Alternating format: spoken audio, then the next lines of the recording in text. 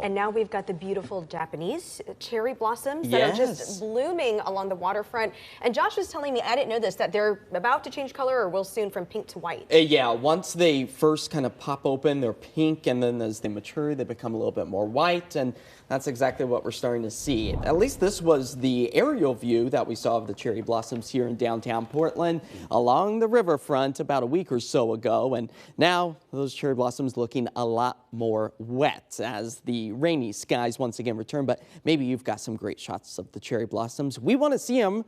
Be sure to scan that QR code on your screen with your camera phone, and it will direct you to KOIN.com, where we can continue the flower conversation right here on KOIN 6 News. Now, as far as our temperatures go for cherry blossom viewing tomorrow, expecting to get back up into the 50s in many cases, but it will come with some wet conditions.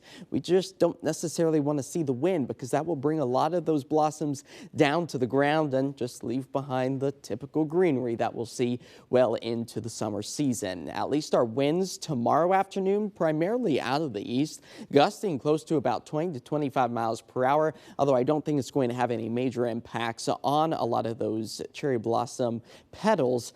Although fast forward about a week or so, if we get some wind, I think that will put an end to the beautiful view. As for our timeline, expecting to see those rain showers that are already moving into the Portland metro area to only intensify, become more widespread. That will take us well into Thursday.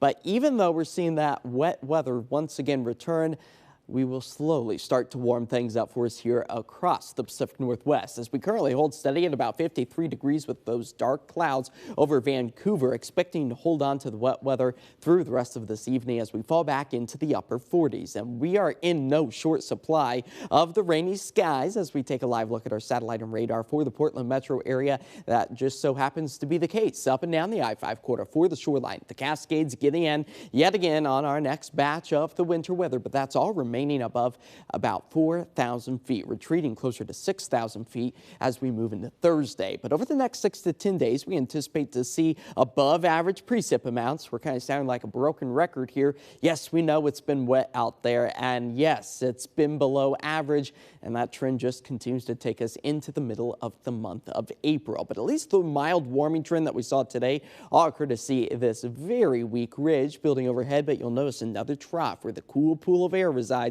over the Gulf of Alaska is taking aim at much of the Pacific Northwest. As we zoom in and take a closer look at the surface level, that's where our next cold front pushes its way into western Oregon and Washington, keeping those rain potentials widespread, not only tonight, but into Thursday and eventually into Friday. And just as storm number 1 moves through, we prepare for storm number 2 that will keep the wet weather trend well into the Easter holiday weekend. So here it is all timed out for you. There's those nice south-southeasterly winds that take us into the early morning hours tomorrow, only falling back into the mid-40s. So the good news is with that cloud coverage, helps to kind of act like a blanket for us, keeping us on the mild side as we warm back up into the mid-50s for tomorrow afternoon and evening. But the rain showers not planning on going anywhere. If anything, intensifying late Thursday night into Friday morning. It's Friday, right around lunchtime or so. We'll see a few breaks, but then that thunderstorm potential once again ramps up, but no severe weather is likely. We're talking about a super soaker event is what I'm calling it. About an inch for the Portland metro area, closer to an inch, inch and a half for the shoreline. As tonight, we fall back into the mid-40s. Winds out of the southeast at about 5 to 10. Yep. Yet again, the rain showers stay persistent. Mid-50s. It's going to be hard to get out of bed tomorrow with that nice pitter-patter on your roof with winds out of the southeast at about 5 to 10 miles per hour.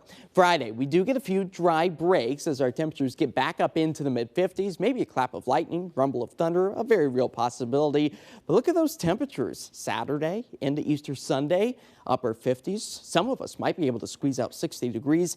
I think that that's a fair trade-off for the wet conditions that we'll be holding on to. But overall, this really helps our drought situation, helps put off fire season. So we got to look at the positives with the rain. Absolutely. We just have to adjust as we usually do living here. And come Easter Sunday with those egg hunts, we'll just maybe have to use a ladle to scoop some of those eggs out of puddles. It just adds to the fun, right? There you go. Getting creative. Thanks, Josh.